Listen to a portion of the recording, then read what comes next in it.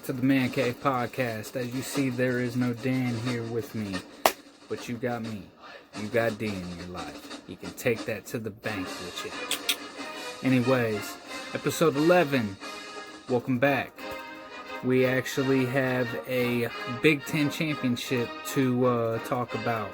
It was OSU versus the Northwestern Wildcats. We haven't really been playing too much football this year. It seems like we'll play a game, we're off for a week or two, then we play a game. So you could definitely see that there was some rust that was built up on our offense and on our defense. In the first half, we weren't able to do really anything. One time we really got down into the red zone and we were able to run it in, but it ended up getting called back because our right tackle ended up actually tackling somebody. And Justin Fields, you could see that he was a little bit frustrated with that. But we ended up getting a field goal. And, go back to, then the ball ends up going to Northwestern. They end up continuously just moving down the field at will on us. And our defense didn't really look too great. You could just tell that we needed more reps. If we would have actually have done something last week with, the Michigan game being canceled, I think we would have looked a whole lot better because Northwestern really didn't end up missing really any games, if any. I'm not really 100% sure. They were able to bring a lot of pressure to Justin Fields. As we've seen even with the Indiana game, he doesn't really handle the blitz that well. And that's something that needs to tighten up, and they need to buckle down on and fix that, especially with our offensive line. They were, again, like a revolving door. He wasn't really handling the pressure, and the fact that we were missing Chris Olave, you could tell it was a major hole because we didn't really do anything through the air at all. Not in the first half, not in the second half.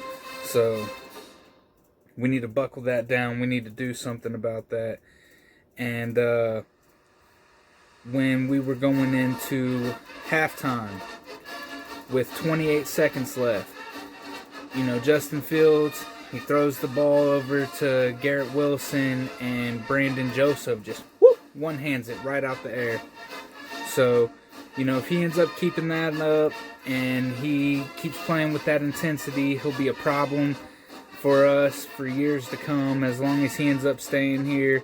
And if he continues to have that type of productivity, we'll end up seeing him in the NFL and playing on Sundays.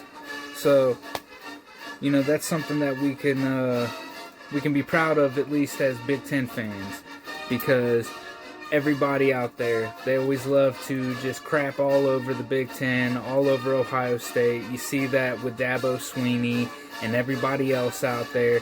They don't love to show love to the Big Ten. So we ended up coming back out in the second half. OSU's defense started to shake off the rust a little bit. They started to show that with Ramsey going down the field, getting in the red zone and throwing that interception to Hilliard. And then OSU ends up getting the ball back, and you could just tell there was miscommunications between Justin Fields, what he's used to ending up having, Chris Olave following him with this out route and him hitting him right there on the sideline, doing his toe drag swag thing.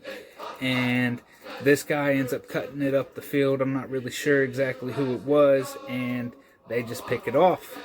That's 2 interceptions for Justin Fields. He had 2 on the day. He was looking absolutely terrible. He didn't really look like a top 10 pick or even a top 2 pick as they're projecting him to be. And even with everything going the way for Northwestern, they got a couple penalties in their favor, especially with that horse collar tackle. And, they end up missing a field goal. Then Josh Proctor, the next time that they end up getting the ball, he ends up picking it off. Ramsey ends up getting, just crushed between Justin Hilliard and Warren, and Hilliard ends up picking it up, and we just had the Trey Sermon show from then on out, really.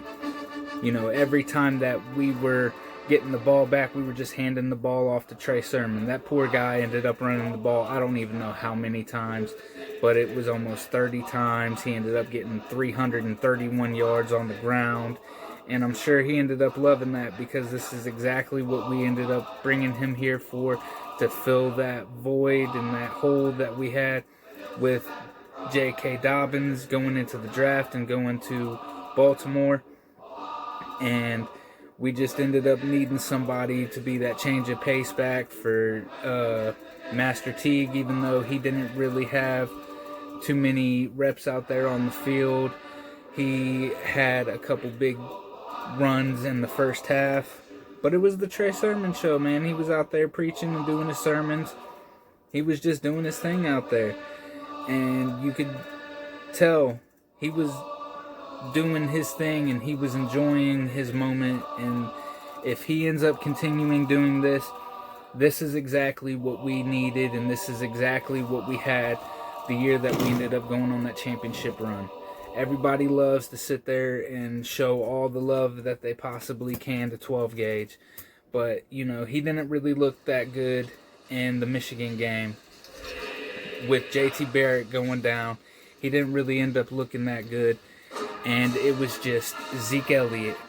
Every game he ran for 200 plus yards, and he picked up the slack. And with him being the threat on the ground, that's what ended up allowing 12 gauge to go off. And that's what allowed him to do his thing between him and Devin Smith. That was his go-to guy. That was his outlet guy. And,